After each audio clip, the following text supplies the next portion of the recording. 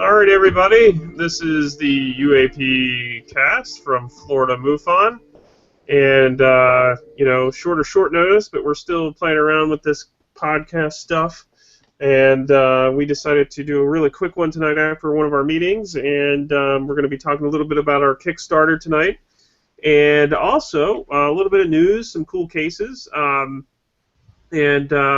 then maybe a little bit more involvement from you guys in the future on some of these podcasts and Q&As. There is a link that's been kind of passed around, but if you go to our YouTube, you can actually go on there and post your questions. But, it doesn't matter if you're watching this recorded. You will be able to ask questions, and, of course, we will pass them down the line, depending on who your question is associated with. So, again, those who are here tonight, thank you for coming and watching us live. If not, thank you for watching us on live on our YouTube channel. And of course, if you look in the comments below or comment below, and also the information below, you can get some more information about what we're talking about tonight. So, first set of news, I'm going to go ahead and point you over to Project Vanity and Dinah. Go ahead and tell us a little bit about what happened, what we're doing, what we did, and what we accomplished. Morgan, this was very exciting because this is the first attempt that Florida MUFON has tried at fundraising and also at, doing something for the public. This project ended after 30 days this past Monday on April the 20th. And we asked for a small budget of $750, but look what happened. We had 20 backers pledge nearly $1,400 to bring this project to life. And so, it shows that our people are out there. They want to support us. They want to help us. And so our next step, of course, is to order the plates, and we're going to be shipping those in the next month. But the most exciting thing is we know that this works. And so we're going to start looking, and hopefully, maybe someone tonight will show interest in our next case that we're going to be bringing up later on to introduce, to do artwork for us, either do oil painting or, something of that nature. So we'll be introducing that later when we pick out a case so we can come up with our next plate, since we found this to be very popular and very useful, and I think people really enjoyed it. I know I enjoyed working on the project, and I hope the people, when they get their plates, enjoyed it as much as we did. Yeah, and our first case that we used was Gulf Breeze, which is a highly controversial case, of course, but it's definitely part of our UFO history here in Florida, no matter what your opinion is of the case. And just a really interesting, fun time to put that together, and we're hoping that people can use this as sort of like a means to collect a lot of cool artwork about cases. We're hoping to get some really good artists to start doing some renders and some paintings of some famous cases, not only here in Florida but abroad when we start looking for other cases, but mainly here in Florida for now anyway. And and again, we are doing this for fundraising, to be honest with you, and but we're also trying to educate the public on cases and trying to give them something cool in return, but also their money, letting them know where their money's going, because their money is actually going to some really neat projects that we're working on here in Florida, like the All Sky Camera Network that we're really working hard at. I know Enrique out of Miami, he's really working hard on this, trying to figure out some resources for us, some software engineers, programmers to just tinkerers.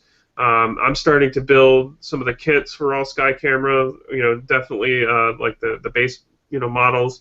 And so basically what we're trying to do is create a product eventually for people to buy and to proliferate around Florida so that we can have a truly useful network to help us accomplish our mission and goals. And we won't be selling those things at we're going to be selling them at cost because our interest is not profit in that project. Our interest is in capability, and we're hoping to bring the already pre-existing technologies that are out there and just applying them to our work in MUFON and abroad. So again, people, thanks for the donations. What was the total that we got out of this one this year, or this so far? It was $1,399. That's awesome. We nearly doubled our amount that we asked, and that's really good because this was a staff pick as well. And so, whenever you put something up on Kickstarter, you think, oh, is it going to work? Is it not going to work? And Right. I think within 3 days, 72 hours, we were already fully funded. Yes. So, and that part was very exciting because you just don't know what to expect. But the public was there, our membership was there, our support group was there, and I just applaud and I thank everyone for really, helping out. Yeah, no doubt. I mean, this is really awesome. We really appreciate everybody's support. We want to do this again and really come up with some really neat plates and some artwork for people to collect. It's a really fun project to do, really, especially if you're into art and if you're into UFOs. Hey, man, you can't beat it. So we're going to keep looking for artists. If you're an artist or somebody that you know that's an artist that would like to paint a UFO sighting, and we will give you all the information for that sighting to paint. Your contribution will really be helping us out. And of course, artists out there, we'll be sending your name out there, your links, to whatever. You might have a Facebook page or you might have a website for your artwork and things like that. In turn, we'll definitely be helping you out by getting your name out there as far as your artwork and your work. So it's kind of give and take for both of us, and it really, again, it's all about the mission and getting to our goals, trying to figure out how to fund a lot of the projects that we're trying to get started, and we're being very organized about them too. So we have everything written out in proposal format. We are putting together plans for different projects. The MAST program, which Bill runs, is really helping out getting the public involved. That's something that you guys should really look at, by going to MUFON or FloridaMUFON.org. Check it out. It's on there under projects, and you get to be a part of something. You get to be part of the the observers corps, as you call it, but we call them spotters. You guys will be able to get really involved in big flaps that may be occurring. We'll be asking you to be our eyes and ears out there in the field. So, I mean, the last one that we deployed some people out on was some lights and things that people saw, possibly a ground trace case where we told people in a certain part of Florida to, get out and start patrolling and looking for ground-based lights, look for lights and, flashing lights and things that are unusual in a certain area. And it really helps us out because, our resources are limited. So we do it with what we can, with what little we have, and again, Project Vanity was one of those, and will continue to be one of those supporting means of support for Florida MUFON in our efforts. And I'm really excited about the all-sky camera, and when we get that set up, and people will be able to contribute to that, I think that's going to be real exciting, and that's what these funds go to, is to help us accomplish our missions. So, any final thoughts on that, Dinah?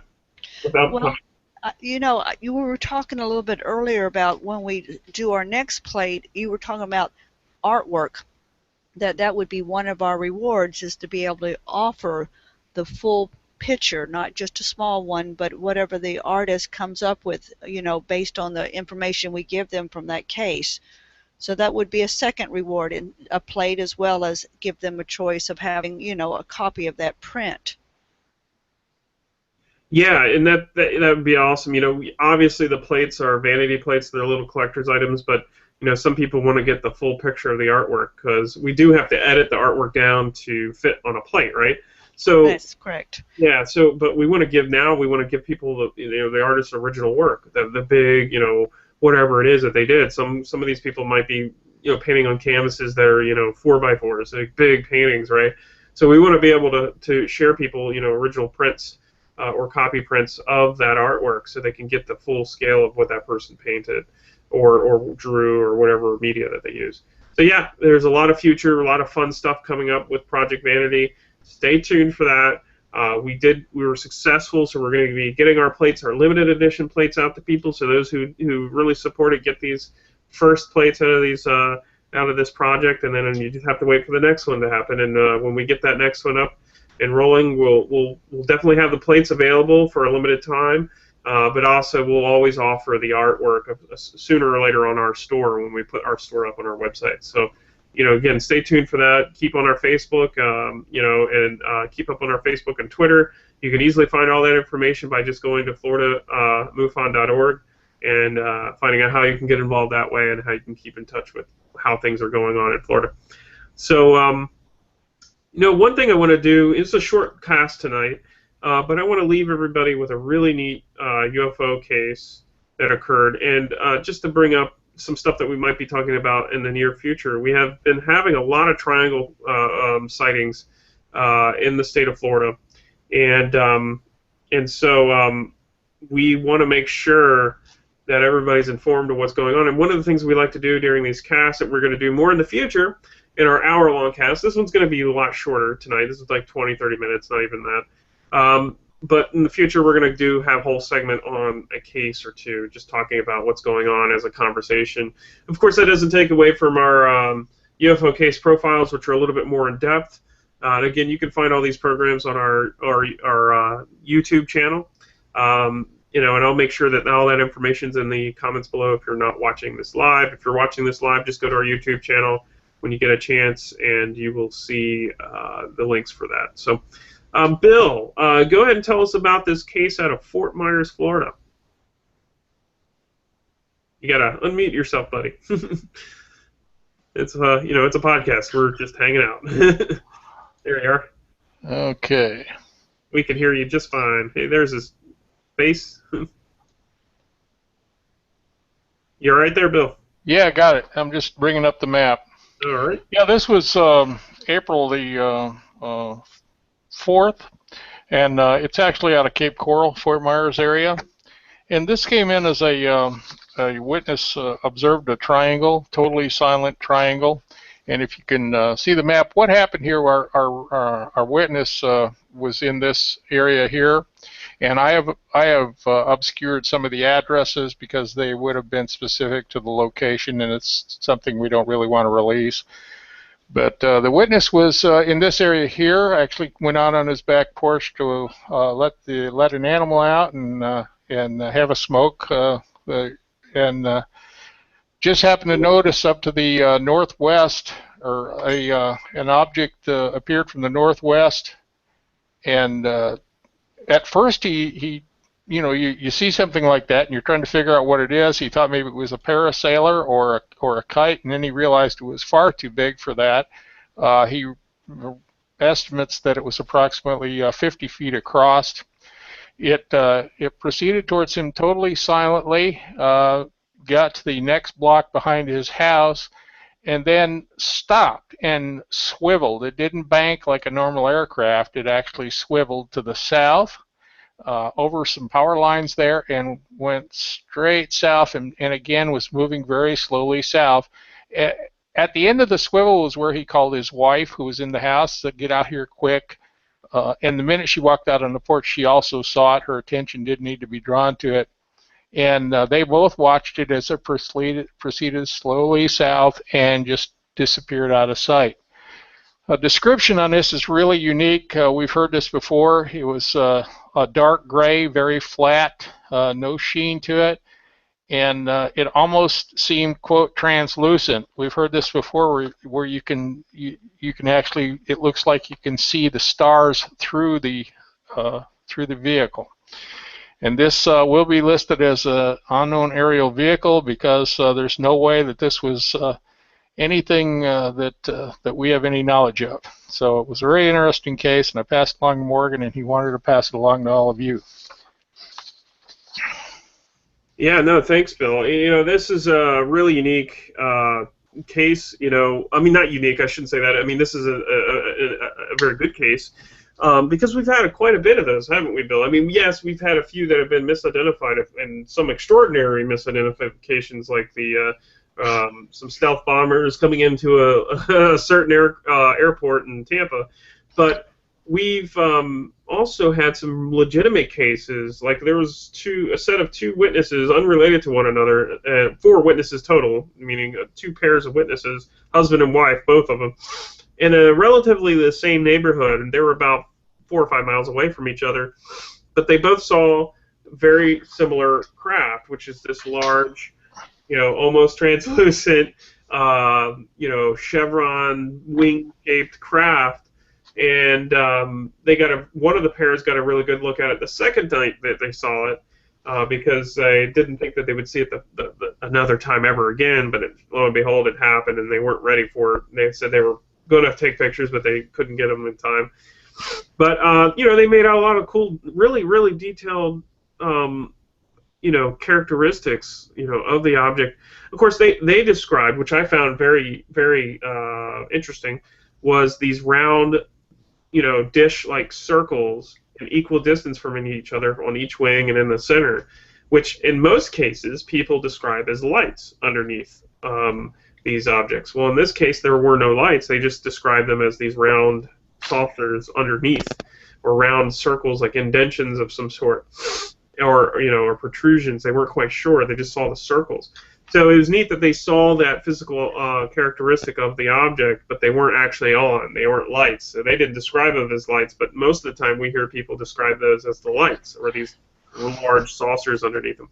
And so, these are these typical ones that we see described quite often.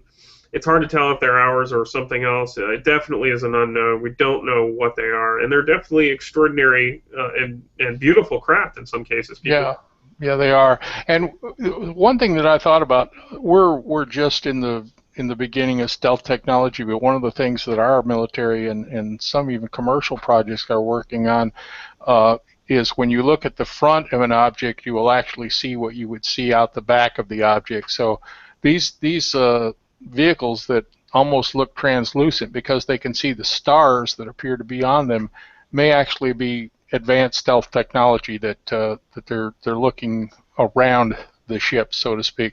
It's just one possibility. Yeah, and I'm definitely one of the upcoming episodes of UFO Case Profiles. I'm definitely going to be bringing Carl back on, because I gave him a couple of these cases dealing with this phenomenon, dealing with this type of case, and this is definitely a case that I'd pass on to Carl, because he's had a lot of experience working on these, and he had a lot of really cool theories about, or hypotheses about how this stealth technology might be working, but also the extraordinary capacity that these objects have, and as far as energy requirements and things that would be required to do what it's doing, and in some cases disappearing in front of people completely, which is very difficult to do, and not like bending light like what we've described here, where they're just bending light around an object, but where these things actually become completely translucent, where you don't see them anymore. So, yeah, it's just a really neat, detailed case, and it's something that we see quite often in MUFON.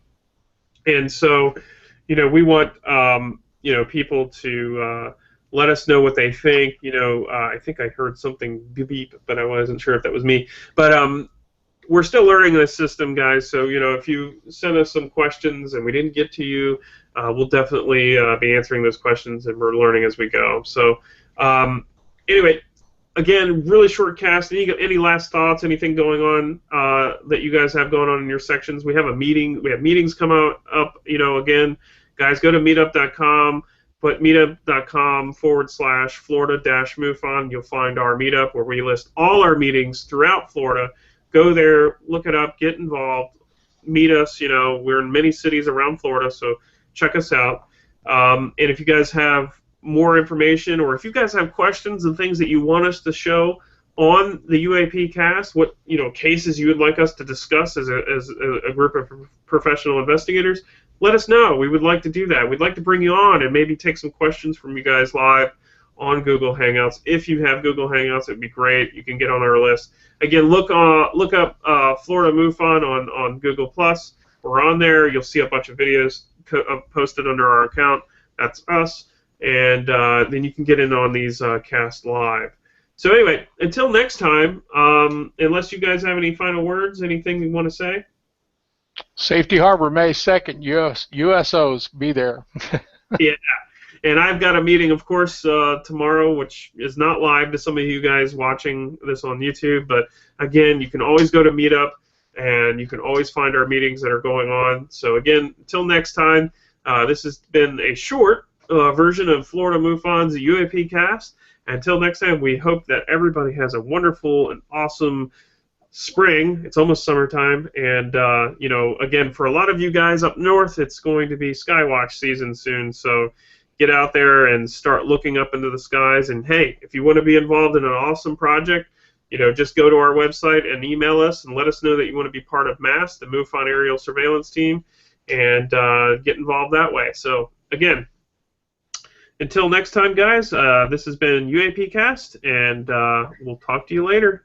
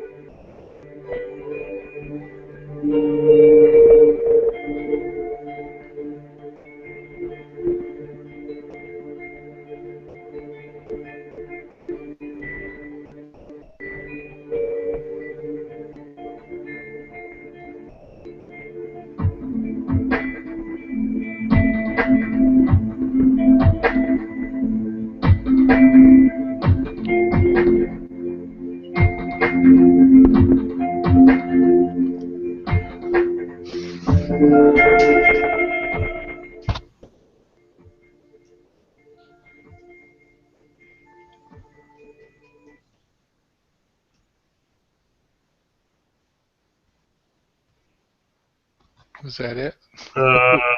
It's supposed to end. Oh no, it's not. It's still live. See you later, everybody. Bye.